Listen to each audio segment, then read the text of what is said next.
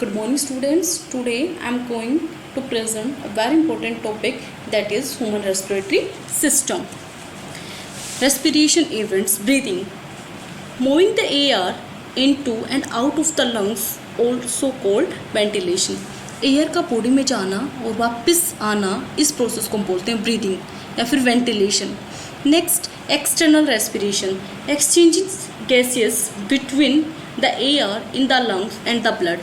जो गैस का एक्सचेंज होता है एयर और जो आपकी एयर है वो एक्सचेंज होती है लंग्स और ब्लड के बीच में, उसको बोलते हैं external respiration. Next, gas transport by blood, transport of oxygen to the body cells and return of carbon dioxide. जो आपकी ऑक्सीजन है वो बॉडी सेल्स के पास जाती है और वापस कार्बन डाइऑक्साइड के अंदर कन्वर्ट हो जाती है. Internal respiration, exchanges gases between the blood and body cell. जो गैसेस का एक्सचेंज हो रहा है ब्लड और बॉडी सेल्स के बीच में, उसको बोलते हैं internal respiration. Cellular respiration, using the oxygen in the cell process and production of carbon dioxide, उसको बोलते हैं सेलुलर रेस्पिरेशन. जितनी भी टर्म्स है ये वेरी वेरी इंपॉर्टेंट है. Next, the human respiratory system. Human respiratory system के अंदर मेनली ये वाले ऑर्गन्स इन्वॉल्व होते हैं: nose, pharynx, larynx, trachea, bronchi, bronchial tubes, bronchioles और अल्वोली. ये डिफरेंट ऑर्गन हैं आपके जो इन्वॉल्व होते हैं ह्यूमन रेस्पिरेटरी सिस्टम के अंदर. First, the human respiratory system is made up of lungs and a system of air tubes that carry air to and from the lungs. Human respiratory system के अंदर lungs होता है, air tube होती है जो air को lungs के पास पहुंचाती है, वहाँ से वापस लेके आती है lungs are the gas exchange organ. Lungs एक गैस एक्सचेंज ऑर्गन है जो गैसेस का एक्सचेंज करते हैं, जो O2 को बॉडी के अंदर भेजते हैं और CO2 को बॉडी से बाहर निकालते हैं. कुछ अलग अलग जो एनिमल्स होते हैं उनके अंदर कुछ वर्टिब्रेट्स होते हैं, वहाँ पर भी जो गैसेस का एक्सचेंज होता है वो लंग्स के थ्रू ही होता है. डायफ्राम एक मस्कुलर ऑर्गन है जो आपकी चेस्ट कैविटी और जो आपकी एब्डोमेन कैविटी है उनको अलग अलग कर रहा है, उनके बीच में प्रेजेंट होता है diaphragm. Next, pleura. Each lungs is covered with a 2 layered membrane called pleura. जो लंग्स है, this is the structure of human respiratory system. This is our lungs. जो ये लंग्स हैं, ये लंग्स कवर्ड होते हैं डबल मेम्ब्रेन स्ट्रक्चर से, जिसको हम बोलते हैं प्लूरा. बाहर वाली लेयर को बोलते हैं हम पैराइटल प्लूरा और जो अंदर वाली लेयर है उसको बोलते हैं विसरल प्लूरा. और इन दोनों के बीच में जो स्पेस होता है उसको हम बोलते हैं, जो स्पेस होगा आपका यहाँ पर जो प्रेजेंट होगा और उसके अंदर एक फ्लूइड प्रेजेंट होगा, उस स्पेस में एक फ्लूइड प्रेजेंट होगा जिसको हम बोलते हैं प्लूरल फ्लूइड. जिसका मेन फंक्शन क्या होता है? जो फ्रिक्शन को डिक्रीज करता है. Next, first organ nose. Air enter through nostrils. हमें पता है कि जो एयर है वो सबसे पहले नोस्ट्रल से हमारी बॉडी के अंदर जाती है. The space in the nose are called nasal passage. जो स्पेस है एयर के बीच में उसको बोलेंगे nasal passage. Hair stop form substance from entering. Nose के अंदर हेयर्स प्रेजेंट होते हैं जो फॉर्म सब्सटेंस की एंट्री को प्रिवेंट करते हैं, रोकते हैं. जो नेजल पैसेज है उसकी जो वॉल है वो कवर्ड होती है 2 मेम्ब्रेन से. First, mucous membrane, cilia that have cells. जो सेल्स होती हैं वो क्या रखती हैं? सीलिया रखती हैं. और जो सीलिया और म्यूकस मेम्ब्रेन जो आपके फॉरेन पार्टिकल्स हैं, जो आपका बैक्टीरिया है, जो आपके डस्ट पार्टिकल्स, उनको ट्रैप करने का काम करते हैं, उनको कैप्चर करने का काम करते हैं. और जो म्यूकस मेम्ब्रेन है वो एयर को मॉइस्ट करती है. Pharynx. From the nasal passage the air travel through the pharynx. Air nasal passage से फिर कहाँ पर ट्रैवल करेगी? Pharynx it connect the nasal cavity और ओरल कैविटी टू लैरिंग्स. जो फेरिंग्स है वो नेजल कैविटी और जो ओरल कैविटी है उसको लैरिंग्स के साथ कनेक्ट करने का काम करता है. Tonsils form a protective barrier at the junction of pharynx and oral cavity. जो फेरिंग्स और जो ओरल कैविटी है उसके वहाँ पर जंक्शन पर एक प्रोटेक्टिव बैरियर प्रेजेंट होता है जिसको बोलते हैं टॉन्सिल्स. इसका मेन फंक्शन होता है ये भी ट्रैप करता है जो आपके फॉरेन पार्टिकल होते हैं, जो आपका बैक्टीरिया है, जो आपका वायरस है, उनको. नेक्स्ट, लैरिंग्स को वॉइस बॉक्स भी कहा जाता है. It is mainly made up of cartilage. ये कार्टिलेज का बना हुआ होता है, ठीक है. Vocal cord are 2 pairs of membrane stressed across the inside of the larynx. Larynx के अंदर वोकल कॉर्ड होती है जो 2 पेयर मेम्ब्रेन होती है, उसको स्ट्रेस्ड करते हैं. Sorry, as air is breath out, जब हम एयर को बाहर निकालते हैं vocal cord vibrate, vocal cord क्या करती है आपकी, वाइब्रेट करती है। Next trachea. Trachea is made up of smooth muscles, जो ट्रैकिया है वो स्मूथ मसल से मिलके बनता है। कार्टिलेज होता है ये, जो सॉफ्ट बोन होती है, एंड म्यूकस मैम्ब्रेन, और म्यूकस मैम्ब्रेन वहाँ पर प्रेजेंट होती है। It's always open by cartilage ring, ये हमेशा ओपन होता है कार्टिलेज रिंग के द्वारा। Inside of it is lined with ciliated mucus membrane. This is the structure of trachea. ये सी शेप कार्टिलेज रिंग का बना होता है, जो हमेशा, जो कार्टिलेज रिंग है इस ट्रैकिया को हमेशा ओपन रखती हैं। अगर ट्रैकिया क्लोज हो जाएगा, जो आपकी ईयर है वो नोज से आपके लंग्स में नहीं जा पाएगी, ठीक है। तो इसका ओपन होना ज़रूरी है। उसको ओपन होने में हेल्प कौन करता है, सी शेप कार्टिलेज रिंग हेल्प करती हैं। उसके बाद जो ट्रैकिया है वो चेस्ट कैविटी के मिडल में जाके दो के अंदर डिवाइड हो जाएगा। जो राइट ट्रैकिया है वो राइट ब्रोंकियाई बनाएगा, और जो लेफ्ट साइड वाला है वो लेफ्ट ब्रोंकियाई बनाएगा। Next bronchi. In the middle of the chest cavity trachea branch in to bronchi, जो ट्रैकिया है वो दो ब्रोंकियाई के अंदर टूट जाता है। They are made up of cartilage, bronchi भी आपकी कार्टिलेज की बनी होती हैं, and lined with ciliated cell, और सिलिएटेड सेल वहाँ पर प्रेजेंट होती हैं। When they enter the lungs, जब ये लंग्स के अंदर एंटर करती हैं, they form the bronchial tubes, और ये ब्रोंकियल ट्यूब्स बनाती हैं। उसके बाद जो ब्रोंकियल ट्यूब्स हैं वो डिवाइड और सब डिवाइड होते हैं, और फाइनली एक ग्रुप ऑफ टेनी ट्यूब्स बनती हैं जिसको बोलते हैं bronchioles. Last alveoli. Each bronchioles ends in a tiny air chamber that look like a cluster of grapes, जो ब्रोंक्यूल्स है उसके लास्ट में एक ईयर लाइक चैम्बर प्रेजेंट होता है जो एक ग्रेप्स की शेप रखता है। Each chamber contain several cup shape cavity, जो चैम्बर है वो बहुत सारी, देखो यहाँ पर देखो अब, जो चैम्बर है वो बहुत सारी कप शेप कैविटी रखता है, इसको बोलते हैं alveoli. The wall of the alveoli is only one cell thick and they are the respiratory surface.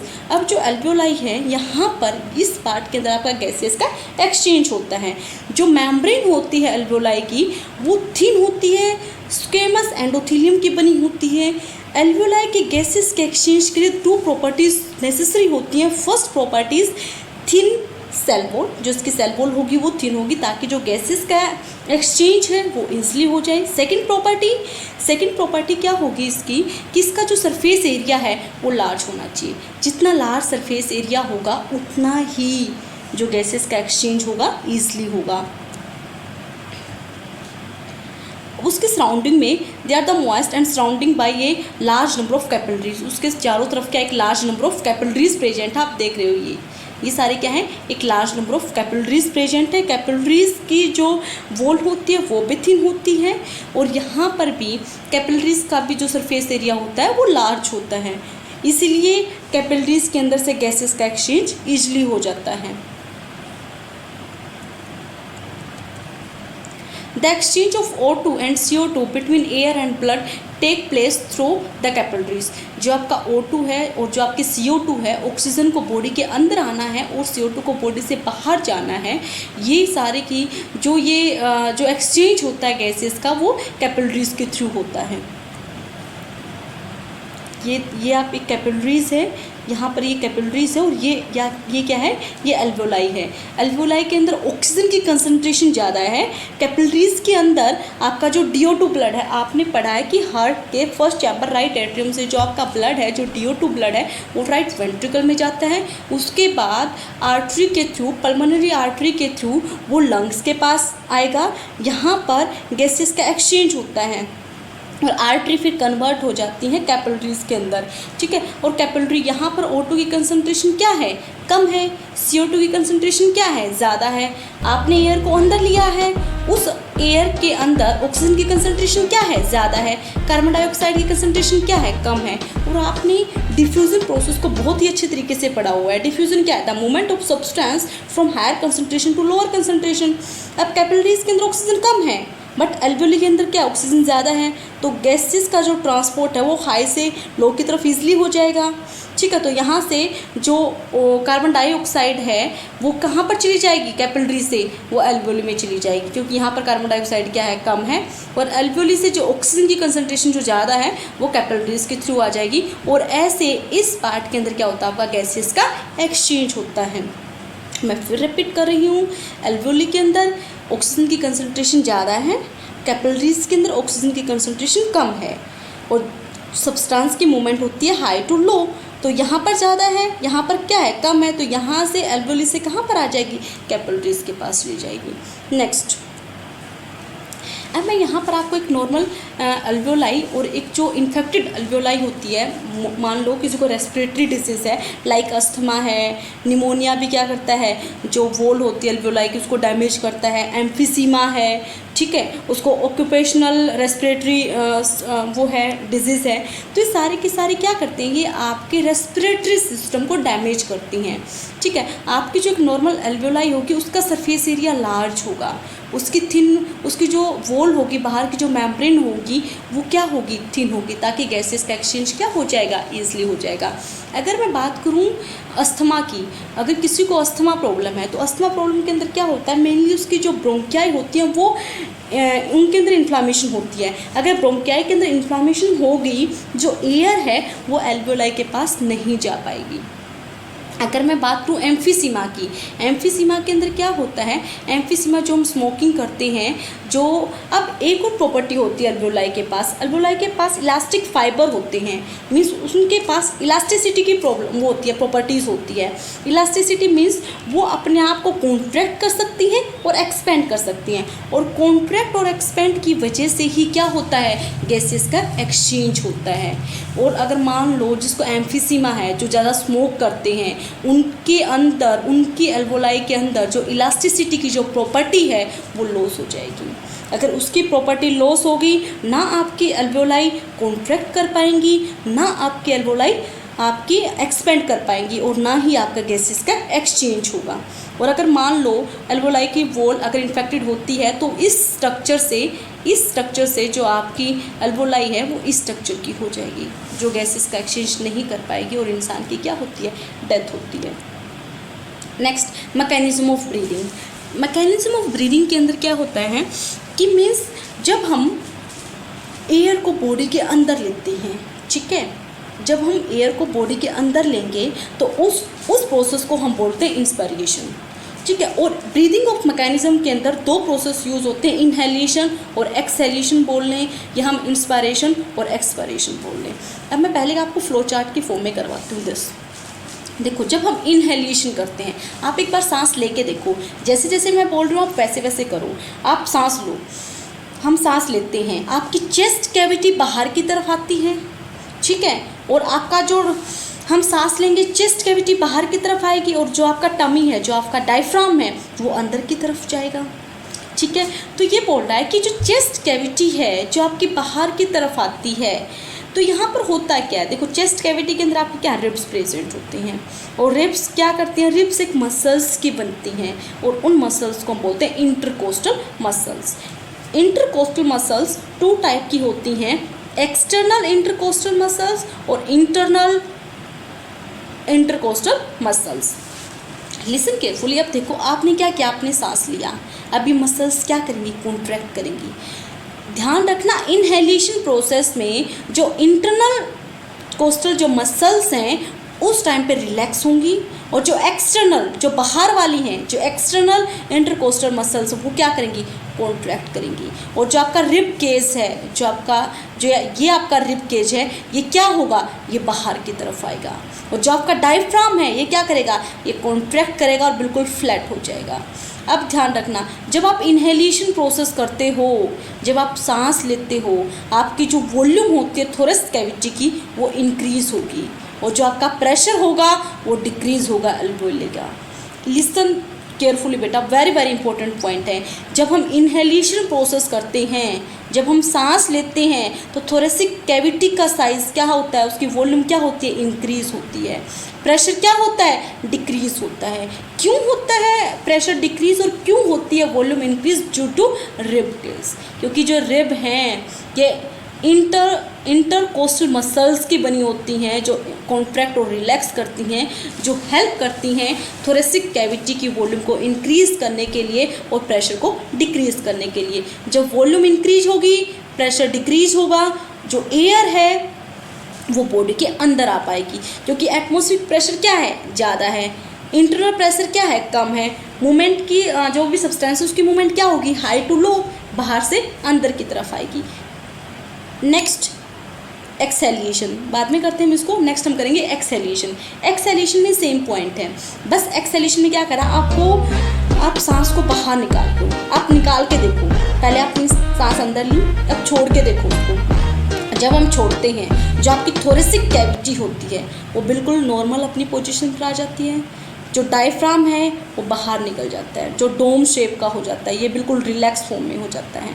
जब हम रिलैक्स करते हैं ना तो हमारा टमी बाहर निकलता है, ठीक है। तो इस केस में देखो, जब एक्सेलेशन प्रोसेस होगी, जो इंटरनल कोस्टल जो मसल्स होंगी वो कॉन्ट्रैक्ट करेंगी, जो एक्सटर्नल इंटरकोस्टल मसल्स वो रिलैक्स करेंगी।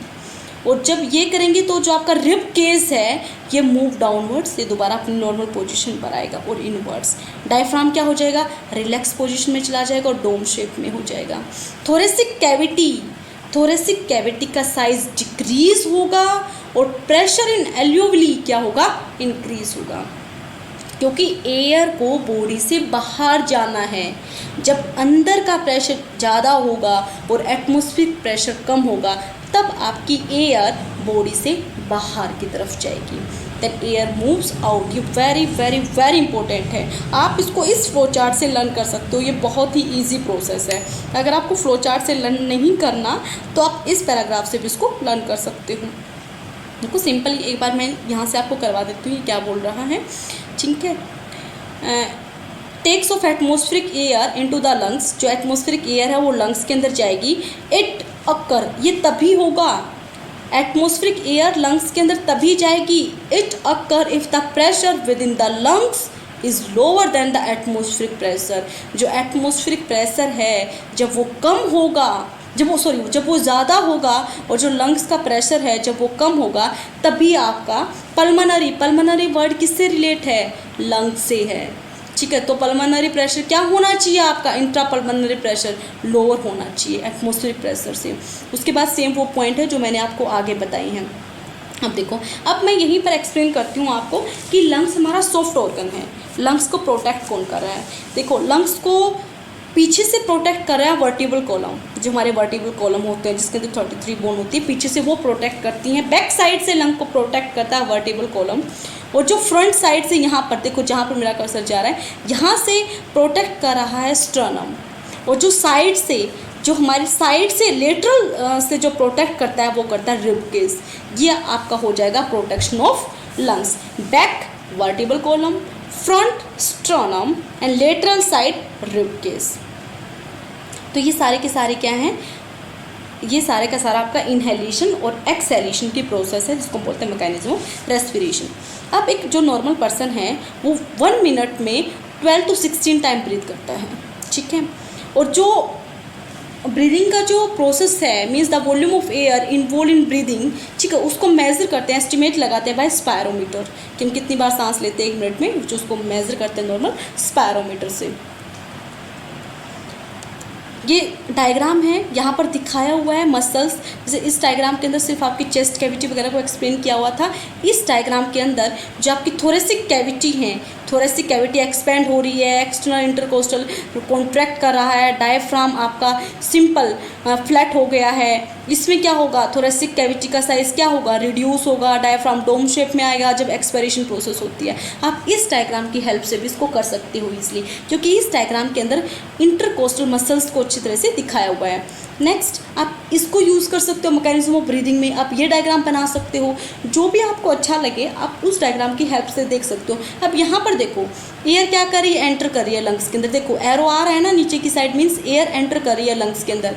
और हमने पढ़ा था जब एयर एंटर करती है लंग्स के अंदर तो थोरेसिक कैविटी का साइज क्या होता है, इंक्रीज होता है, प्रेशर क्या होता है, डिक्रीज होता है, डायफ्राम क्या करता है, कॉन्ट्रैक्ट करता है और फ्लैट शेप में आ जाता है। रिब केस क्या होते हैं, rib cage and sternum raised, वो बाहर की तरफ निकलते हैं। अब देखो ये एरो देखो उल्टे है ना, मीन्स ये एयर लंग से बाहर जा रही है, थोरेसिक कैविटी क्या हो रही है, डिक्रीज हो रही है, रिब केस और स्टर्नम दोबारा से अपनी ओरिजिनल पोजीशन पर आने लगे, डायफ्राम रिलैक्स हो रहा है और अपवर्ड डायरेक्शन में है। तो ये था आपका मैकेनिज्म ऑफ ब्रीदिंग, जिसके अंदर इंस्पायरेशन, एक्सपायरेशन या इनहेलेशन, एक्सहेलेशन प्रोसेस क्या होती हैं, इन्वॉल्व होती हैं। Thank you so much.